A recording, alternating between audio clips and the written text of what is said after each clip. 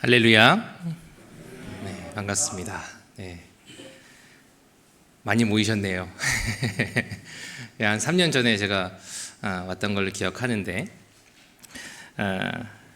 지난번에 왔을 때는 제가 아마 목사가 아니었을 겁니다. 네, 기억하시는 분들 계실 텐데, 제가 전도사 때 담임 전도사로서 주동행 교회를 맡은 지 한 2년 차, 3년 차 때 찬은교회 부름을 받아서 한번 이 자리에서 말씀을 전했던 기억이 있습니다. 제가 그때 이런 발언을 했던 것 같아요. 전도사가 담임을 해도 되나? 전도사가 설교를 할 수 있는가? 저도 몰랐거든요. 저도 신대원 가기 전에는 모르고 있었던 사실인데, 신대원 가고서 이제 눈치로만 좀 이렇게 되는구나 알았지, 제가 실제로 이 케이스가 되리라고는 상상도 못 해봤는데, 갑자기 저희 주동행 교회를 섬기시던 저희 아버지 이춘기 목사님께서 갑자기 소천하시고, 또 갑자기 이제 부르심을 받다 보니까 전도사로서 한 교회를 섬기게 되었습니다. 특수 목회를 하고 있었기 때문에 다른 목사님들은 사실 쉽지 않으셨어요.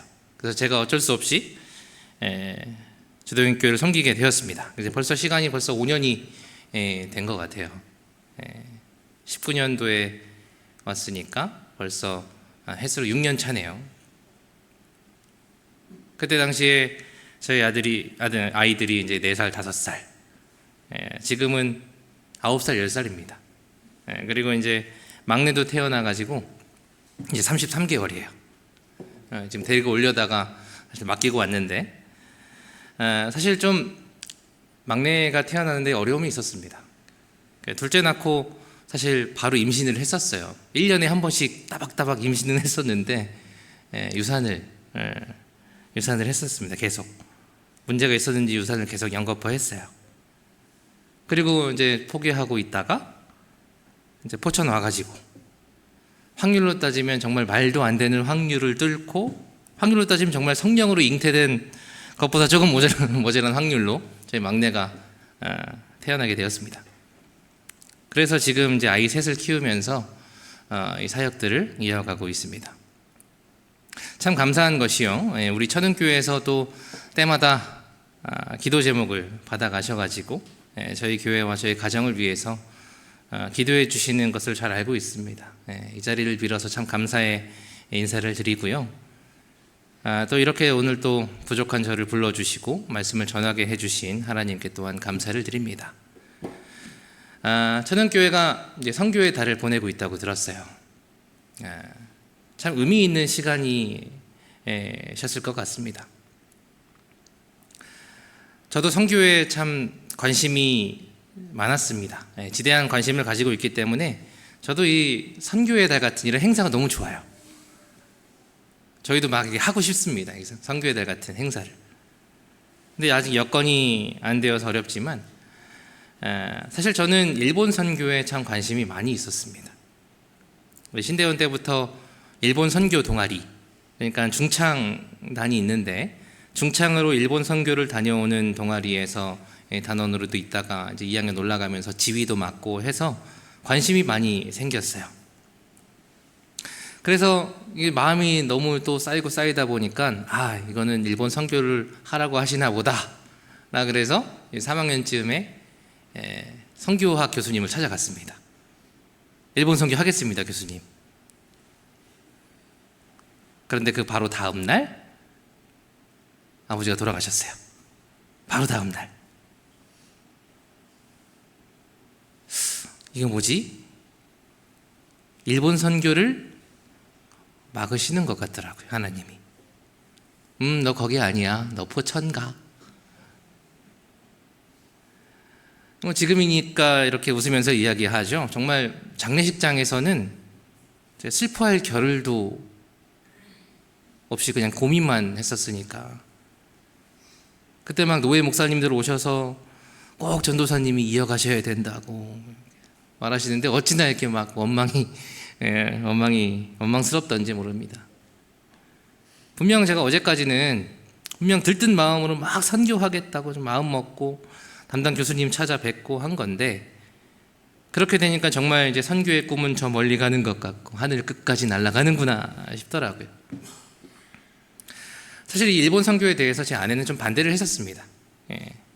일본 선교에 대해서 뭐 계속 마음이 안 간다는 식으로 얘기를 하시더라고요.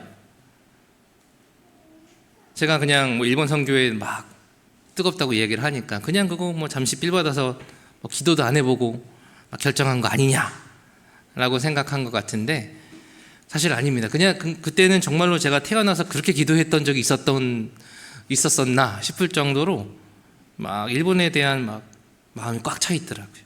계속 기도했었습니다. 저 척박한 땅에서 신앙생활하는 저 현지 그리스도인들이 얼마나 막 생각이 나든지 막 눈물로 막 며칠을 기도했던 적도 있어요.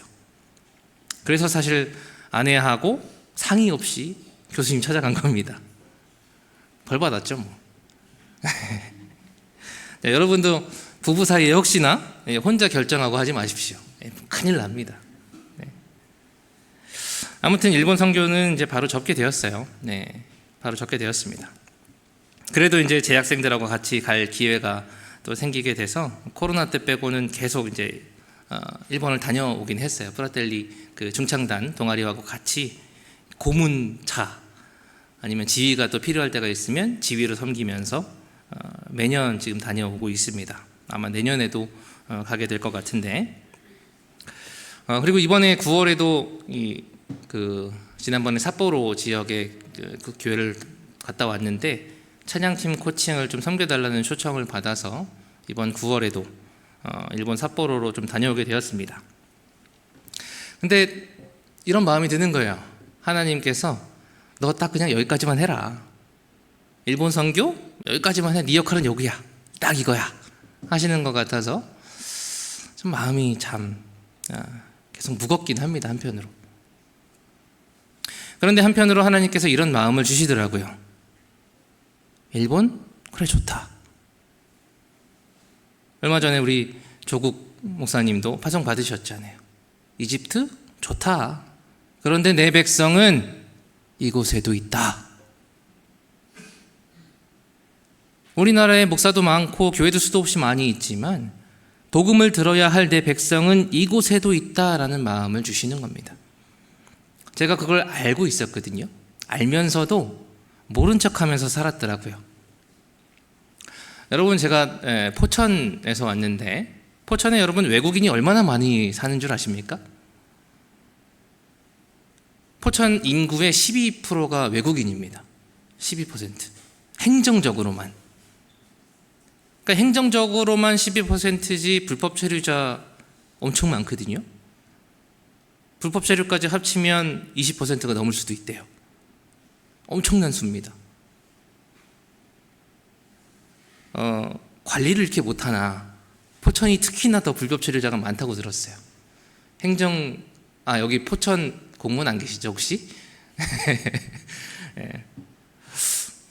행정 처리가 좀 미흡하다고 하면 안 될 것 같고 그냥 뭐 똑똑하고 눈치 빠른 외국인들이 포천에 더 많은 걸로 하겠습니다. 예. 그래서 이제 포천에 불법 체류자들이 많다 이거예요. 예. 공식 집계된 외국인 주민 수만 2만 명입니다. 19,935명이래요. 그런데 저희 동네에 이제 해만 지면 그냥 여기가 한국인지 어딘지 모릅니다. 외국이에요, 그냥. 외국인들 공장에서 일 마치고 다 나와서 뭐 장 보고 친구들 만나고 하는데 그냥 외국 거리입니다. 그래서 그런지 최근에 저희 포천에 이 외국인들에게 복음을 전하기 위해서 포천에 개척하시는 그런 목사님들이 조금 늘어나긴 한 것 같아요. 네.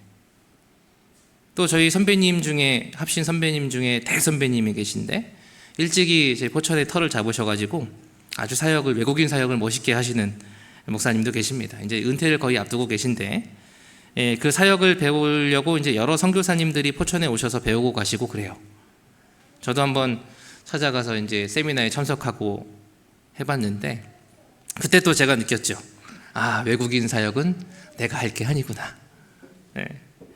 왜냐하면 저희는 이제 특수사역 무료급식을 하고 있으니까 이제 지역 어르신들을 섬기면서 외국인 사역까지 겸하기에는 정말 여력이 안 되겠더라고요.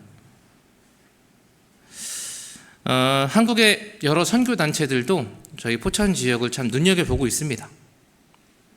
그리고 저희한테도 좋은 제안을 주신 적도 있어요. 그러니까 무료급식 사역이 있다 보니까 외국인 사역까지 도저히 감당이 안 될 것 같긴 했지만 저한테 이런 제안을 하시는 겁니다. 목사님이 원하시면 외국인 사역의 인프라를 좀 제공할 수 있다고 함께 협력하자고 제안을 해주셨는데 여력이 안 되겠더라고요. 당시엔 또 제가 건강이 또 좋지 않을 때라서 이 외국인 사역을 쉽게 시작할 수 없었는데 그 정도로 이 외국인 사역이 앞으로 잘 이루어질 도시인 것 같다라는 생각은 들게 되더라고요. 여러분 혹시 선교를 계획하시는 분 계시면, 동남아 선교를 계획하실 분 계시면 그냥 포천 오세요. 똑같습니다. 저희 아이들이 이제 2학년, 3학년인데 반 아이들 중에 꼭 외국인 친구들이 다 있어요. 그러니까 인도 친구 있고요, 방글라데시, 파키스탄, 러시아, 중국 이런 다양한 국가들의 아이들이 있습니다.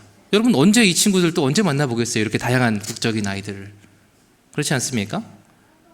아이들이 막 좀 부럽기도 한 것 같아요. 꼭 외국에 가야만 선교가 아니다. 이들에게 복음을 전하고 이 한국 땅에서 잘 자리 잡고 이들이 신앙을 가지고 성장을 이루게 하는 것, 이것도 분명히 선교다라는 생각이 아주 뿌리 깊게 좀 바뀌게 됐던 것 같습니다. 그러다 보니까 이 생각이 좀 더 나아가더라고요. 외국인들 대상으로 복음을 전한다. 외국인 아이들에게 복음을 전한다. 그러다 보니까 자연스럽게 또 그럼 우리나라 아이들은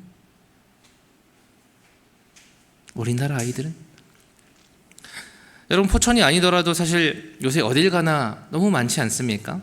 이혼 가정의 자녀들, 각종 우울증 및 정신질환을 가진 부모에게서 자라는 아이들, 혹은 그 질환을 가지고 사는 아이. 그러니까 제 주변에서도 너무나 많더라고요. 포천 지역에서 너무나 많습니다. 사실 이전까지는 그렇게 관심 있게 보지 못했었어요. 왜냐하면 일본 사람들만 눈에 들어오니까, 마음에 가니까. 이전까지는 관심 있게 보지 못했는데 계속 하나님께서 보여주시는 것 같더라고요. 이 안타까운 사례들을 계속 만나게 하십니다. 그 마음이 똑같이 드는 것이 마치 일본에서 이짐에 당하면서 신앙생활 하겠다고 나와 있는 어린 청년을 보았거든요. 그때 마음하고 비슷한 마음을 주시더라고요. 그것처럼 우리나라에서 힘들게 버티고 있는 아이들이 눈에 들어오는 겁니다. 이들을 위해 기도하고 복음을 전하는 것. 여러분 이것도 선교 아닐까요? 여러분 선교라는 것이 꼭 외국에 나가야만 선교가 아닙니다. 네이버에서 선교라고 치면요, 외국에서 복음 전하는 것이라고 안 나와요. 종교적인 가르침을 널리 전파하는 일이다 라고만 나옵니다. 그러니까 국내에서 복음을 전하는 것도 선교인 거예요. 그 마음을 아주 강하게 주셨습니다. 그래서 저희가 최근에 교회 근처에 카페를 하나 인수를 하게 되었습니다. 카페를 하나 인수했어요. 제 아내가 원래 바리스타기도 하고요, 그리고 커피를 워낙 좋아했거든요. 또 우리 오 목사님께서도 커피에 또 일가견이 있으시잖아요. 그죠? 저희도 못지않게 좋아하고만 있었는데 이제 우연한 계기로 카페를 인수받게 되었습니다. 제가 자주 가던 카페였어요. 단골이었습니다. 근데 사장님이 갑자기 문을 닫아야 한다는 거예요, 저희한테. 원래 집이 서울이신데 집 앞에 이제 예전부터 봐둔 가게가 하나 있었답니다. 저희 카페 하면 좋겠는데. 그런데 거기 가게가 덜컥 나와버린 거예요. 목 좋은 데가 나왔으니까 그냥 바로 질러버리신 겁니다. 바로 계약을 해버리셨대요. 그래서 여기를 이제 포천을 접고 그쪽으로 가셔야 되는 상황인데, 근데 여기가 좀 정도 많이 갔고 그리고 좀 아깝고 해서 고민하고 있다고 저희한테 가장 처음 이야기를 해주신 겁니다. 저희가 그 카페를 인수해버렸어요. 물론 그 인수 과정이 참 쉽지는 않았습니다. 왜냐하면 자금도 하나도 없고, 자영업 하시는 분들 아시겠지만 또 덜컥했다가 망하기 십상이고, 또 결정부터 이 과정까지 정말 쉽지 않은 그런 과정들을 거쳤습니다. 그래서 5월 7일 저번 달이죠, 5월 7일에 오픈해서 지금 한 달 좀 넘었는데 정말 쉽지 않더라고요. 또 새로운 시작이니까. 근데 저희가 왜 이런 또 어려운 길을 택했는가 하면요, 여러 가지 이유들이 있었지만 가장 큰 것이 저 외국인 아이들을 비롯한 국내에 또 어려움에 처한 아이들을 위한 사역의 시작, 사역의 교두보로 삼기 위해서 사실 시작한 겁니다. 사실 자세한 이런 사역의 비전들을 좀 말씀해 드릴까도 했다가 너무 이제 프레젠테이션이 될 것 같아서 말씀 전하기보다는 그쪽으로 될 것 같아서 다 말씀드릴 수는 없지만, 저희가 계속 기도하면서 계속 준비하는 과정들이 있어요. 뭐냐면 이 아이들을 만나고 이 아이들을 도울 수 있는 배경을 이 카페 주변으로 해서 하나 둘씩 세워갈 생각입니다. 교회도 저희가 이전을 계속해서 기도하면서 준비하고 있어요. 근데 마땅한 곳이 지금 찾기가 어려워서 이전을 못하고 있는데, 이 카페 주변으로 웬만해서는 교회도 이전할 생각입니다. 가능하다면. 그래서 이제 아이들에게 실제적으로 도움을 줄 수 있는 재정적 지원, 그리고 상담 프로그램, 어떤 미래 설계 같은 그런 부분들로 아마 이어질 것 같습니다. 저희가 무료급식을 하면서, 무료급식 사역을 하면서 참 많은 걸 배웠어요. 사실 제가 음악 전공이고 하다 보니까 아무것도 모르는, 그냥 음악만 하다가 신학해서 목사가 된 이 사회의 초년생이 또 선교를 준비하다가 꼬꾸라지고 갑자기 또 무료급식을 맡아서 하게 된 이런 상황에서, 사실 여러분 부끄럽지만 순간순간 하나님을 막 원망하기도 했습니다. 원망이라도 해야겠더라고요. 제가 막 요나처럼 도망가겠다는 것도 아니고 일본 선교 하겠다는 건, 아니면 청소년 사역 하겠다는 건데, 음악 사역 하고 싶다는데 무료급식이 뭐냐고. 사실 원망 안 했다고 하면 거짓말이에요. 그런데 역시 하나님이시죠? 또 이 가운데 많은 것을 알게 하셨다는 겁니다. 그리고 앞으로의 비전에 정말 지대한 영향을 끼치게 하셨어요.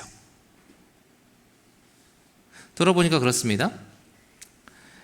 무료급식 하면서 가장 많이 배운 거는 지역의 읍사무소 직원들하고 친해져야 한다는 거, 친분이 쌓여야 한다는 겁니다. 뭘 하려면 이분들이 좀 필요하겠더라고요. 그리고 또 사람을 상대하는 건 많이 배웠습니다. 무료급식 하면서 동네 어르신분들, 와서 식사하시는 분들하고는 사실 그렇게 어렵지 않았어요. 근데 이제 봉사자분들, 봉사하러 오시는 분들, 적십자, 생활개선회, 새마을회, 이런 봉사자분들이 오시는데 사실 어렵습니다. 쉽지 않아요. 지역 유지들로 구성된 봉사자들만 오시면 그냥 마음이 힘들더라고요.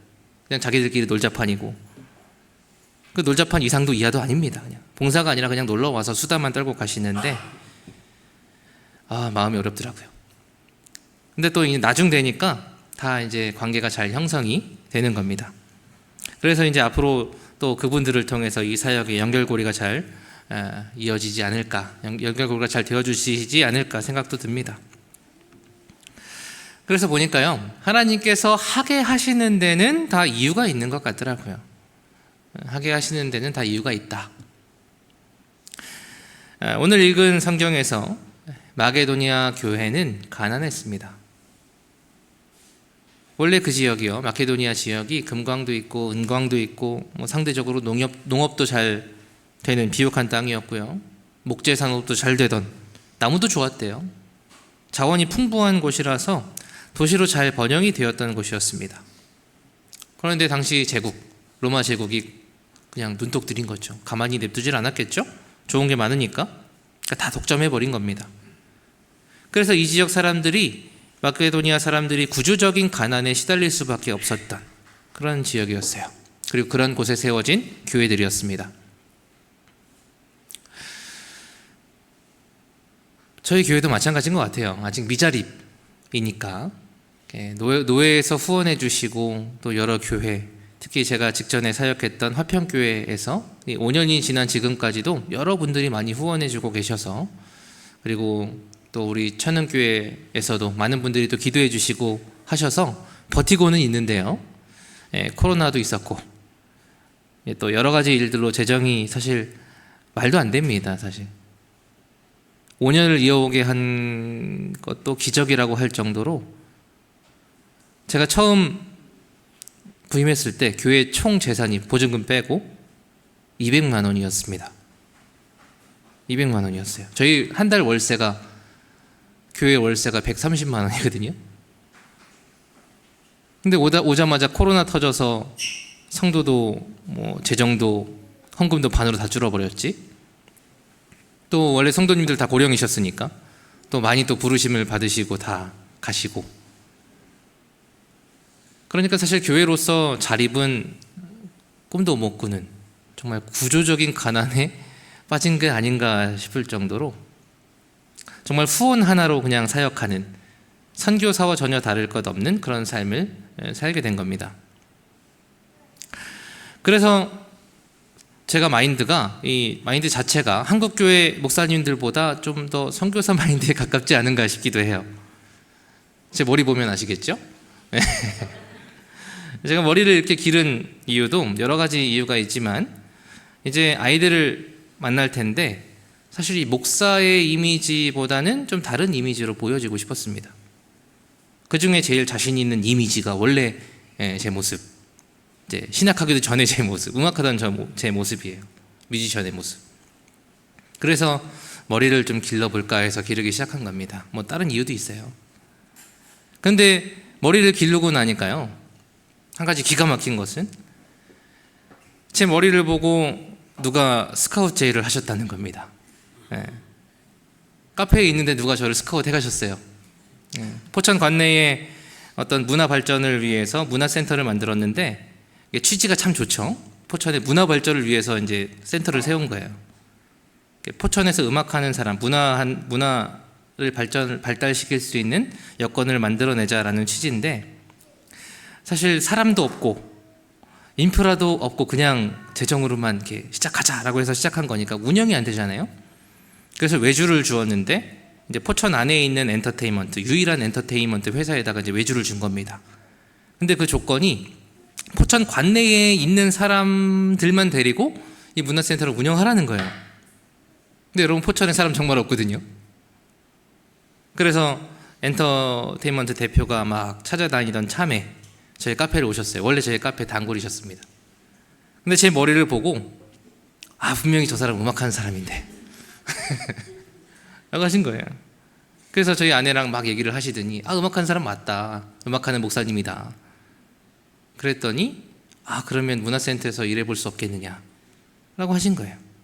보컬 트레이닝하고 이제 찬양팀을 계속 섬겨왔으니까 밴드를 봐줄 수 있는 사람이 필요한데 혹시 가능하겠냐고 해서 하기로 했습니다. 이제 다음 주부터 제가 가기로 되어 있어요. 제가 여태 해오던 게 그거거든요. 음악이 전공이었고 또 10년 가까이 그 보컬 트레이닝 일을 하고 밴드 마스터라고 하나요? 밴드들 이렇게 조율해 주는 거 섬기다가 포천에서 오면서 전혀 못하게 됐던 그런 일들. 어떻게 보면 사실 머리 하나 때문에 다시 하게 된 건데 여러분 이 타이밍 보세요. 타이밍. 카페 지난달에 오픈했습니다. 그리고 지역 아이들 초등학생과 청소년 섬기는 사역 하기로 기도하고 있는데 이제 너무나 자연스럽게 다음 달부터 이 아이들을 만나게 되었어요. 그것도 가장 자신 있는 일 갖다가. 여러분 제가 목사 같습니까? 선교사 같습니까? 하는 일이. 저도 정체를 잘 모르겠어요. 다만 저는 그렇습니다. 마케도니아 교회가 그 가난했던 교회가 분에 넘치는 연보를 했습니다. 분명 가난한 교회인데 사도 바울이 봤을 때 이 마케도니아에서 구제 헌금이 모이는 게 말이 안 되는 상황인데 아니면 헌금이 아예 없어도 이상하지 않을 판인데 구제 헌금이 연보가 어마어마하게 모인 겁니다. 바울은 이것을 고린도 교회에 소개하고 있어요. 저희는 가난합니다. 누가 봐도 가난합니다. 동기들도 후배들도 도대체 어떻게 먹고 사느냐. 사례도 거의 없고 애 셋인데 없는 형편에다가 무료급식까지 하고 이 말이 안 되는 거 아니냐고. 그러나 여러분 마케도니아가 고린도 교회의 자랑으로 소개된 것처럼 가난해도 이렇게 연보할 수 있다라는 선례를 남기기를 기도합니다. 사실 저도요, 저희 아버지 아니었다면 절대로 선택하지 않았을 길이었을 겁니다. 그렇죠? 돈 욕심은 사실 원래 없었어요. 돈 욕심은 어렸을 때부터 없었지만 계산은 나름 빠른 사람이었거든요. 아버지 목사님이 갑자기 불려가지만 않으셨으면 절대 안 했을 겁니다. 뻔히 보이잖아요. 무료급식 뭘로 할 것이며, 애들 그땐 둘이었으니까 둘 어떻게 키울 것이며. 그런데 어쨌든 오게 되었고, 가난을 경험할 줄 알았는데 또 때마다 은혜로 부족한 것들 다 하나씩 채우시더니 막내도 낳게 하셨어요. 이제는 이 가난 속에서도 마케도니아 교회처럼 더 연보할 교회로 세우실 것을 확신하게 하셨습니다. 우리 강두사님 또 전도사님 계시지만 부디 후배님들이, 저희 합신의 후배님들이 어떤 개척이나 또 저와 같은 사례들 겁먹지 마시고 도전했으면 하는 바람입니다. 전국에 지금 세대 교체가 이루어져야 하는 합신 교회들 어마어마하거든요. 근데 후임자가 안 구해져서 난립니다. 자, 여러분도 열심히 기도해 주셔야 돼요. 한국 교회를 위해서. 이런 도전들이 필요할 날이 정말 얼마 남지 않았습니다. 그 전에 빨리 저희가 이제 더 좋은 선례를 만들어낼 수 있도록 여러분 기도해 주시기를 부탁드립니다. 가난은 때때로 큰 힘이 되기도 합니다. 2절 말씀이죠. 그들의 넘치는 기쁨과 극심한 가난이 그 극심한 가난으로 인해서 그들의 풍성한 연보가 넘쳤다. 가난했기 때문에 연보가 넘칠 수 있었습니다. 가난했기 때문에. 9절이죠. 그리스도가 우리를 위하여 가난하게 되었습니다. 우리 주님께서 나를 위하여 가난하게 되셨어요. 그는 근본 하나님의 본체시나 하나님과 동등됨을 취할 것으로 여기지 아니하시고 오히려 자기를 비워 종의 형체를 가지사 사람들과 같이 되셨고 사람의 모양으로 나타나사 자기를 낮추시고 죽기까지 복종하셨으니 곧 십자가에서 죽으심이라. 그리스도께서 죽으심으로 가난으로 우리를 부요케 하셨습니다. 세상 그 무엇보다 큰 부요함, 천국 백성으로서의 소망을 주신 겁니다. 여러분, 가난과 부요의 관계는 이런 겁니다.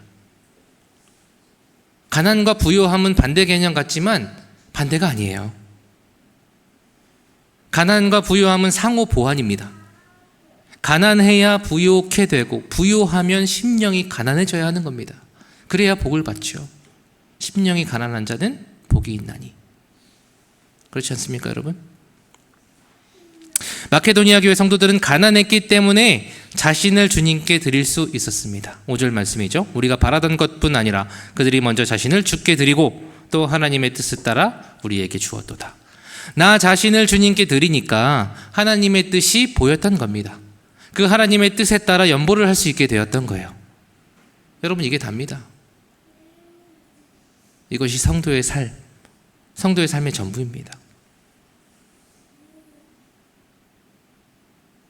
내가 이번에는 헌금 얼마 했고 다음에 내가 얼마 할 거고, 여러분, 이게 아닙니다.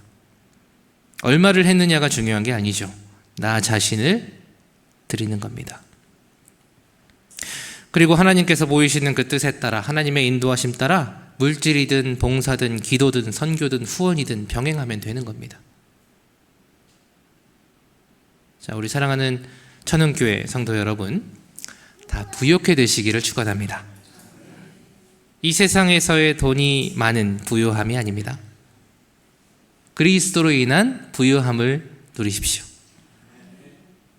그렇다고 또 이단들처럼 재산 다 교회에다가 헌납하십시오, 이거 아니죠. 그러지 마시고 제발 먼저 자기를 드리는 겁니다. 자신을 주님께 드리십시오. 분명 어떤 모양이든 하나님께서 부요케 하시리라 믿습니다. 저희 주동인 교회 아직 미자립이고 또 없는 가운데서 무료급식 사역 계속하고 있고, 카페도 사실 잘 될지 안 될지 모르겠습니다. 앞으로 또 얼마나 가난해질지 모르겠어요. 그러나 분명 하나님의 인도하심, 그 한가운데 우리가 있다는 것을 확신하고 있습니다. 제가 참 좋아하는 찬송가인데 사실 이게 개역 개정이 되면서 찬송가 어린이 찬송가로 분류가 되어 버렸어요. 그래서 참 많이 불리지 않는 비운의 찬송가 570장 여러분 이따가 같이 찬송할 텐데 이 찬송의 후렴 부분이 이런 가사가 있죠. 철을 따라 꼴을 먹여주시니 내게 부족함이 전혀 없어라. 그렇습니다, 여러분. 주님께서 우리의 목자 되어주시고 우리는 그의 양입니다. 양이 아무리 부자래봐야 아무리 부유하다고 해봐야 양일 뿐이에요. 그냥 목자가 먹이는 것만 먹고 살면 아무 문제가 없습니다. 주시는 것 잘 먹고 잘 소화해서 잘 뛰어노는 것. 가끔 이런 일 있죠. 나보다 어린 양이 나를 잘 따라서 뛰어놀 수 있게 앞에서 더 열심히 막 뛰어노는 것. 여러분 이것이 양의 역할인 겁니다. 철을 따라 꼴을 먹여주시는 하나님을 기대하면서 꼴을 먹여주시는 하나님을 기대하면서 부욕해 되는 그런 우리 천원교회 모든 성도들 다 되시기를 주님의 이름으로 간절히 축원합니다. 기도하겠습니다.